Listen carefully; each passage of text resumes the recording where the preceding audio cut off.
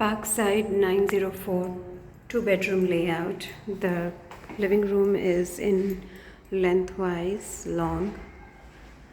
It's an open kitchen concept.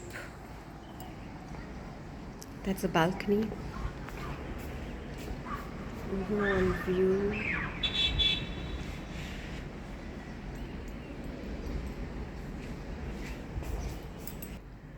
"13 in length and 6 in width is the living space area.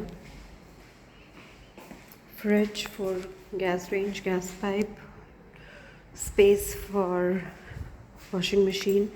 This unit does not have a laundry room. That's the guest washroom. This door will take us to two bedrooms. First bedroom, washroom is outside with bathtub. 6.5 by 5, 2 feet tiles each, with 5-door wardrobe. Entry to master bedroom.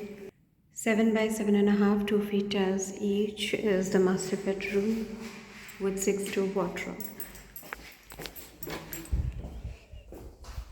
Single sink, bathtub. Thank you.